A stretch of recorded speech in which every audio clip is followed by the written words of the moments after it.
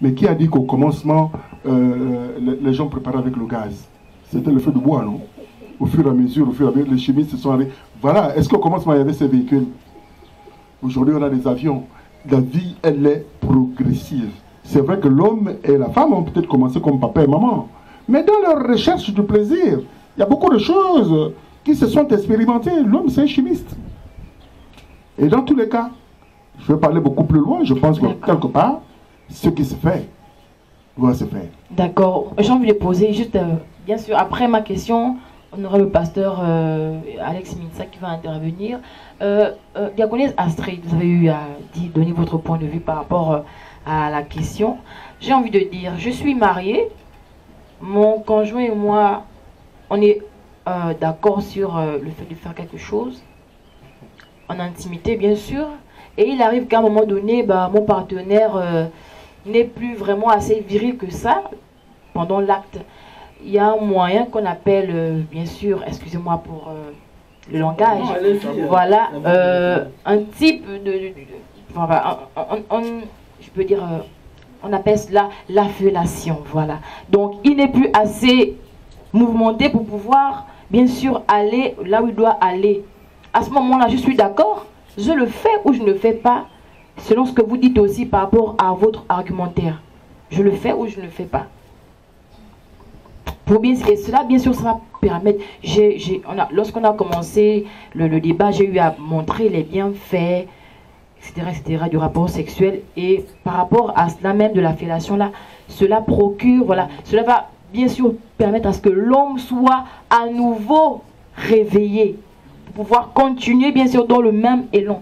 À ce moment-là, je fais ou je ne fais pas. Ça peut être vice-versa. Moi, je ne sais pas, hein, parce que les questions se ressemblent. Je pense qu'on a répondu à cette question. Je pense qu'on a parlé de l'intimité, on a parlé des désirs de certains, des émotions de certains. Voilà, maintenant, si tu estimes que je dois faire ça à mon homme pour qu'il se réveille, tant mieux. Voilà. Est-ce que vous le ferez? Est-ce que s'il arrive, quand vous êtes marié, est-ce que si ça arrive, bien sûr, est-ce que vous allez le faire? Mais est-ce que ça arrive seulement dans le mariage du chrétien? Ça arrive à tout. Je pense non, je prends d'abord le cas des chrétiens. Je prends d'abord le cas des chrétiens. Est-ce que vous pouvez le faire? Mais avant d'être chrétien ou avant d'être marié, si je le faisais, si dans le mariage je ne veux plus le faire, bien ça devient un péché. Ça vous de me répondre. Mais je pense que je vous ai répondu. Je vous ai répondu dès le départ que on est dans l'intimité et chacun est libre de faire comme il veut faire du moment où on ne détruit pas le temple de l'autre. Maintenant, je ne sais pas si la fellation peut détruire le corps de l'autre. Non. D'accord. Merci beaucoup, diaconesse Astrid. Alors, une question, bien sûr, de nos invités aussi qui nous accompagnent. Est-ce qu'il y a une question? Oui, le frère Teddy. Shalom, Teddy. Shalom. Moi, j'ai une question. Oui. Quelqu'un pouvait dire que le mariage, c'est une institution. On est tous là, on cherche tous à apprendre. On cherche tous à apprendre. Quand on dit que le mariage est une institution, pourquoi on dit que c'est une institution de Dieu? Et ma question est de savoir si le mariage de Dieu est une institution de Dieu. Le mariage Dieu a institué le mariage. Dans quel but? Donc, il voulait obtenir quoi? C'est ça ma question.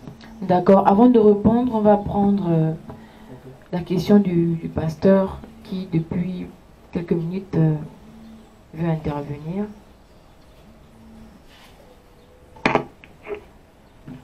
Je vais faire ça après. Allô, pasteur Minsa? Oui, shalom à tous.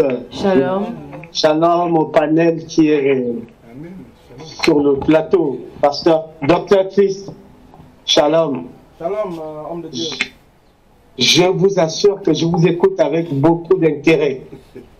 Mais je suis choqué quand même aussi un peu parce que il va falloir amener le débat dans la vraie version des choses. Là, il ne faut pas qu'on se disperse. La sexualité, c'est quoi? il y a la bonne sexualité et il y a la mauvaise sexualité. La bonne sexualité, c'est celle qui permet à l'homme et à la femme de s'aimer et de pratiquer les choses d'une manière simple. Il faut savoir que dans les temps anciens, les gens vivaient dans la débauche. Nous pouvons le constater dans Sodome et Gomorrhe. Les gens vivaient dans la débauche. Et quand vous venez maintenant en Christ, nous devons être des hommes et des femmes différents. Parce que le rapport sexuel est une adoration. Le rapport sexuel est d'abord une adoration.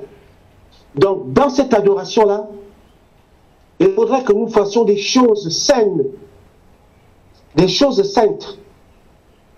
Et il faut avoir un langage clair lorsqu'on est en train d'expliquer la sexualité pour les plus jeunes.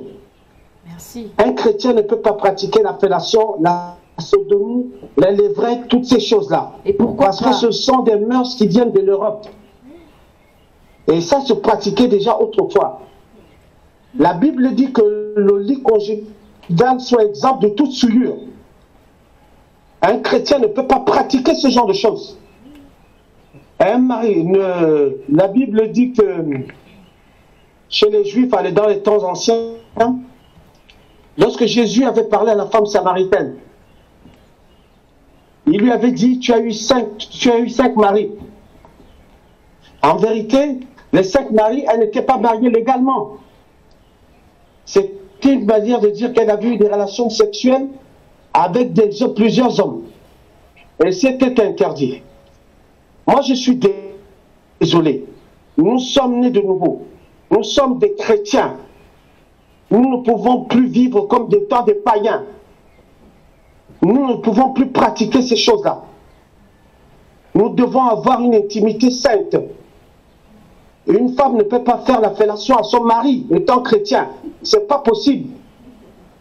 Une femme, un mari ne peut pas faire la sodomie à sa femme. C'est pas possible. C'est le temple du Saint-Esprit. Il faut qu'on se réveille. On ne peut plus continuer dans ce genre de pratique-là. Parce que la Bible dit que nous sommes nés de nouveau. Nous sommes de nouvelles créatures. Et le mariage les rapports sexuels hors mariage, c'est le péché, ça existe. Il faut comprendre qu'aujourd'hui, nous sommes au temps de la loi qui dit que un homme et une femme, pour vivre des rapports sexuels saints et honorés, doivent être mariés légalement. Donc celui qui pratique les rapports sexuels sans être marié légalement devant les autorités du monde, pêche. Voilà, c'est la vérité. Il faut tenir un langage de vérité. Ma soeur, tu es chante, tu as un copain, tu pratiques la sexualité, je te mets au banc. Il n'y a pas à discuter. C'est comme ça. Mon frère, tu n'es pas marié, tu ne peux pas diriger, tu ne peux pas prendre des responsabilités. Parce que la Bible dit que celui qui aspire à la charge d'évêque doit être marié d'une seule femme. Donc voilà, s'il vous plaît, expliquez que nous sommes nés de nouveau. Voilà, que Dieu vous bénisse. Merci. Merci. Merci, Pasteur Mitsa, pour l'intervention. Mais je voudrais demander au Pasteur Mitsa de rester connecté. Hein? Il est connecté. D'accord, de nous suivre. Déjà, dans un premier temps, je voudrais dire au pasteur, je voudrais d'abord dire merci pour l'intervention. Merci, mais c'est votre point de vue. Je ne sais pas. Aujourd'hui, on est dans un milieu où chaque église a sa doctrine. Chaque église a sa manière de voir les choses. Aujourd'hui, il n'y a pas qu'une seule doctrine. Moi, je ne sais pas trop bien. Moi, je ne connais pas votre ministère. Aujourd'hui, moi, j'aurais aimé que vous me dites que dans la Bible, il y a un mode d'emploi qui nous démontre que quelque part, la femme et l'homme ne doivent pas faire ceci. S'il y a un, rappelez-nous pour nous le dire. Non, pasteur, c'est vrai, on ne se connaît pas très bien, mais je ne suis pas du tout d'accord avec vous là-dessus. Aujourd'hui, qu'on dise on est chrétien, on ne peut pas faire ceci, on ne peut pas faire cela, je pense qu'aujourd'hui, dans d'autres cieux, il y a d'autres chrétiens, il y a des débats chrétiens aujourd'hui qui se font. Il y a aujourd'hui beaucoup de chrétiens et même des pères spirituels qui aujourd'hui disent qu'aujourd'hui, comment on appelle ça, mariage, disons, relation avant mariage. Il y a d'autres qui sont pour, il y a d'autres qui ne sont pas pour. J'ai suivi un débat qui s'est passé en France, ça fait pas longtemps. C'était des pasteurs, d'autres soutenaient une thèse en disant, moi par exemple, je ne suis pas contre les relations avant mariage, parce que quelque part, je dois savoir où je vais. Hein? À supposer que je saute du 41, je vais épouser une femme qui est au 44, je me retrouve où? Pardonnez-moi d'aller dans ce sens. Non, vous pouvez aller. Non, c'est au docteur que je dis. Ça veut dire qu'aujourd'hui, chacun a sa manière de voir les choses. Et je dis que c'est la vôtre, elle est chrétienne, je ne sais pas si elle est biblique. Sortez-moi les versets qui démontrent que quelque part, il y a des positions agrémentées, il y a des positions que la Bible interdit. Okay. Ça, c'est l'homme, c'est justement les hommes aujourd'hui qui se sont taillés leur manière de voir les choses. C'est vrai que même quand on va dans la Bible, c'est surtout Paul, l'apôtre Paul, dans ses épîtres, qui nous parle plus ou moins de s'abstenir avant mariage, de ceci et de cela. C'est vrai. Aujourd'hui, on a bien vu, hein. Je me réfère toujours au psaume, par exemple, 51, à partir du verset 7. Quand Abraham, qui était l'homme selon le cœur de Dieu, disait, David, autant pour moi, merci, disait, je suis né dans le péché et ma mère m'a conçu dans l'iniquité, etc. C'est pour dire que, malgré le fait qu'il était peut-être pas né sous le mariage, de par ses écrits, mais Dieu l'avait choisi. Non, Ok, d'accord. Docteur, avant de rebondir, s'il vous plaît, j'ai même envie de dire, est-ce que affaire sexualité, il y a le Saint-Esprit à l'intérieur? Ok. Est-ce qu'il y a ça à l'intérieur? Après avoir... Je vais répondre justement à la question, mais je vais d'abord... Je sais pas. C'est lui, dans l'intimité, il est là, mais est-ce que c'est lui qui nous donne? C'est pas de faire des choses, mais de ne pas faire des choses, je sais pas. Oui, docteur. Je vais d'abord répondre, merci donc au pasteur Mitsa, n'est-ce pas? Je sais que je suis parfois incompris, n'est-ce pas? Quand je dis qu'il n'existe pas des dispositions bibliques qui disent justement que, parce que moi je ne sais pas ce qu'on appelle les rapports sexuels hors mariage, et vous aurez certainement le soin de m'éclairer. Lorsque j'emprunte cette expression de vous, je la définis simplement comme si c'est aller avec un homme ou une femme sans l'accord parental. C'est ce que j'appelle rapport sexuel hors mariage. Je suis, n'est-ce pas, je suis d'accord justement qu'on aille, n'est-ce pas, devant les institutions, n'est-ce pas, de notre pays. Pourquoi? Parce que Romains chapitre 13 est clair, soyez soumis aux autorités, n'est-ce pas? Mais le problème est que il faut, n'est-ce pas, qu'on se dise certaines choses. Qu'est-ce que la Bible appelle mariage? Parce que lorsqu'on dit rapport sexuel hors mariage, il faut qu'on soit à même capable de définir le mariage. Le mariage, je vais encore le dire, si nous sommes... N'est-ce pas? Bien défini devant les autorités. L'homme de Dieu a dit devant les autorités.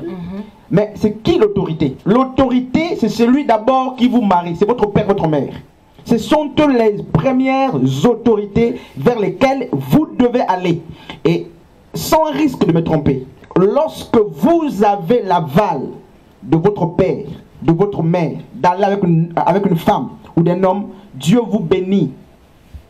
Ça va vous pousser peut-être à crier, à pleurer, mais le mariage de Rebecca a été béni par qui? Le mariage d'Isaac a été béni par qui? Le mariage de Jacob, de Rachel est béni par quelqu'un d'autorité. C'est le père, la mère qui sont les autorités, n'est-ce pas, capables de légaliser. Alors je vous pose une autre question. Est-ce qu'il est légitime de sauter son père et sa mère d'aller se marier devant les autorités de la nation ou de la République? Vous n'êtes pas béni dans ce cas. Pourquoi? Parce que la bénédiction ne se trouve pas dans la mairie. La bénédiction se trouve au pied de l'arbre que vous apportez. C'est ton père et ta mère qui te donnent en mariage. Et les conditions du mariage en question, les conditions d'acquisition d'une femme dépendent de votre père et de votre mère. C'est ce que Paul dit dans 1 Corinthiens 7, 38. C'est lui qui marie sa fille, c'est le père. Maintenant, moi, ce que vous entendez par mariage, c'est quoi? En fait, c'est la réglementation occidentale et humaine, c'est nos coutumes. Et même si, je préfère me comparer à nos coutumes parce que nos coutumes étaient même conformes aux Écritures. Aujourd'hui, ce n'est plus nos coutumes, c'est l'Occident qui influence. Et lorsque, aussi longtemps qu'on n'a pas vu l'anneau sur le doigt de quelqu'un, ils ne sont pas mariés. Même lorsque les parents ont le quitus. C'est ça le problème avec les églises. C'est pourquoi nous demandons pardon à tous ceux que nous avons lapidés hier. Parce que c'est de l'immaturité de penser que c'est l'anneau qui fait le mariage. C'est comme ça qu'on nous a appris ça. C'est un hors-sens. Pourquoi? Parce que je marie mon fils ou ma fille selon mes modalités à moi, bague ou pas. Maintenant, il ne faut pas qu'on oublie justement l'acte administratif qui est là pour couvrir les gens, sécuriser les gens avec le mariage. Il faut faire une différence entre l'acte administratif qu'on pose et, n'est-ce pas, la légitimité du mariage. Hommes et femmes de Dieu, le mariage est légal devant Dieu. Quand? C'est lorsque papa t'a donné lui-même, avec ta mère. C'est lorsque tes parents t'ont dit, va. S'ils te disent que ma fille, tu peux avoir des rapports sexuels avec cet homme, vous n'êtes pas dans le péché. Et ça, ceux qui nous suivent, mais vraiment prenez ça pour vous, peut-être ça va faire l'objet d'une étude, vous n'êtes pas dans, homme de Dieu, mais lorsque Abraham envoie Éléazar justement prendre Rebecca, il y avait une bague, mais l'action a eu lieu sur place. Et quel que soit le type d'anneau qu'ils avaient à l'époque, c'est le serviteur par intermédiaire. Le même jour, le mariage est légalisé. Lorsqu'on prend, bien sûr, lorsqu'on prend l'exemple de Rachel, de Léa, mais c'est le père qui fixe. C'est le père qui a fixé les modalités. Il a dit, pour ma fille, mais tu travailles 7 ans. Il pouvait dire 20 ans. Il pouvait dire, tu ne travailles pas. Donc, la légalité du mariage ne se trouve pas dans une mairie. La légitimité des mariages ne se trouve pas dans une institution loin du père et de la mère. Ça existe et je respecte ces institutions qui sont là pour sécuriser les gens. N'est-ce pas? C'est le côté en bas du mariage civil, c'est le côté administratif et juridique. Mais le côté de la légalité et de la légitimité, même de la bénédiction, se trouve au pied du père et de la mère. Oui, la fornication est un péché. Mais la fornication n'est pas le fait d'avoir un rapport sexuel avant le mariage. C'est un déshonneur. N'est-ce pas? C'est un péché. La fornication, c'est quoi? C'est porneia en grec. Porneia en grec égale inceste. N'est-ce pas? Zoophilie, homosexualité, tout rapport sexuel hors la morale et hors la loi. C'est Lévitique 18 qui en parle.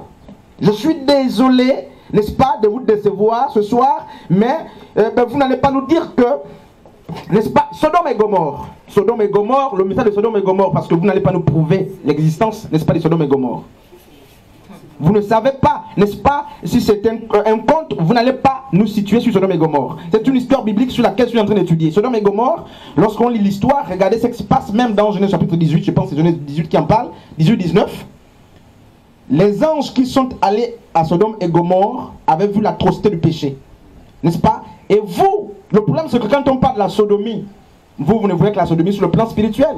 Dieu, vous connaissez combien de personnes vont, n'est-ce pas, que leur mari, leur femme par l'arrière. C'est pas à cause de ça que Dieu était descendu sur terre pour juger Sodome et Gomorrhe. La sodomie sur le plan spirituel, c'est le fait, n'est-ce pas, qu'on inverse le sens divin. Ouais. Le plan de Dieu pour l'humanité a été renversé à Sodome et Gomorrhe. Exactement. Donc, regardez ces hommes qui voulaient aller même avec les anges. Ouais. N'est-ce pas? Parce que aller avec les anges, qui sont les malaks, les messagers, c'est quoi? C'est corrompre le message. C'est le plan spirituel de la chose. Donc, Dieu n'est pas descendu parce que ce jour-là, une femme avait connu, un homme avait connu sa femme par... non, c'est pas ça, c'est pas d'abord ça le message. La perversion avait atteint le pays, le péché avait atteint le pays, et je crois que ce peuple était dans l'impudicité ou pornéia, la fornication. Donc ils pouvaient aller avec leur papa, leur maman, leurs enfants. C'est à cause, n'est-ce pas, de ce paroxysme du péché que Dieu va décider de juger Sodome et Gomorrhe. Ce n'est pas un rapport sexuel. Non, ce n'est pas un rapport sexuel. Alors, l'Esprit de Dieu, vous avez posé la question, l'Esprit de Dieu est dans notre rapport sexuel. Écoutez, et homme, femme de Dieu, servante du Seigneur, modératrice. Écoutez, il faut respecter l'Esprit de Dieu. N'est-ce pas? Quand Yeshua part, il dit, il est mieux que je m'en aille pour que vienne le Saint-Esprit qui vous conduira dans toutes choses. Le ministère du Saint-Esprit est divisé en 3. Il vous conduira le péché de justice, de jugement et, n'est-ce pas, de justice. N'est-ce pas? Il vient pour révéler, n'est-ce pas, l'état du cœur de l'homme, vous donne toute la vérité, pas pour vous montrer comment faire des rapports. Faut pas d'abord. Et Yeshua a dit qu'il vient pour vous rappeler même les choses que vous avez oubliées. Et là encore, il faut avoir quand même oublié pour qu'il te rappelle. Donc, l'Esprit de Dieu n'est pas là. Il ne faut pas limiter l'Esprit de Dieu dans ce qui est humain. Il faut... Non, l'Esprit de Dieu s'intéresse à notre esprit. D'abord, le rapport sexuel. Écoutez, je préfère qu'on dise qu'il doit être encadré. Oui, encadré parce que justement les parents ont validé. Encadré parce qu'il y a toutes ces choses. Mais vous n'allez pas me dire que Dieu vous a permis de vous embrasser dans la Bible. C'est ça. Et en quoi est-ce que... Embrasser, on peut le je ne dis pas qu'il faut forcément faire des fellations aux gens. C'est pas ce que je suis en train de dire. Mais je suis en train de dire que vous n'allez pas, n'est-ce pas, prendre la fellation, un cas isolé, pour dire que c'est un péché. Vous n'allez pas le prouver. Et ça n'annule pas notre chrétienté ou notre fait d'être né de nouveau. Surtout que tu le fais avec ta femme. Non, surtout qu'il y a consentement. Il y a consentement, n'est-ce pas? Où est le péché? Et je vous ai dit que 1 Jean 3,4 dit que le péché c'est la transgression d'une disposition biblique. Est-ce qu'il y a une disposition biblique?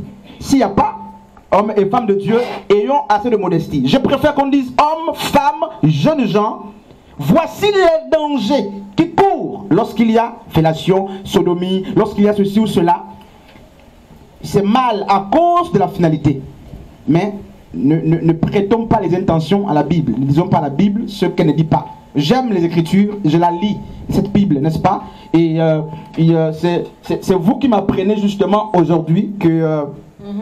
Mais oui, c'est vous qui m'apprenez que la fellation est un péché. Alors, je vais prendre ma position. Je sais que ça va vous décourager, mais Paul dit si je devais plaire à tout le monde, je ne suis pas digne d'être prédicateur de l'évangile. Être chrétien, c'est aussi avoir une position. Je n'accuse pas la Bible. La Bible est, n'est-ce pas, la révélation de Dieu en partie, n'est-ce pas? Et elle est suffisante, elle se complète elle-même. Alors, au lieu qu'on aille très loin, qu'est-ce que la Bible dit d'elle-même par rapport au rapport sexuel? C'est un cadre vide. Il n'y a pas de technique. Je vous pose une question. En quoi la fellation est plus dangereuse que le fait d'embrasser une femme? En quoi la fellation est-elle plus dangereuse que le fait de lécher un homme ou de lécher sa femme? Vous pouvez prendre les microbes, les hépatites, B, C, tout ça.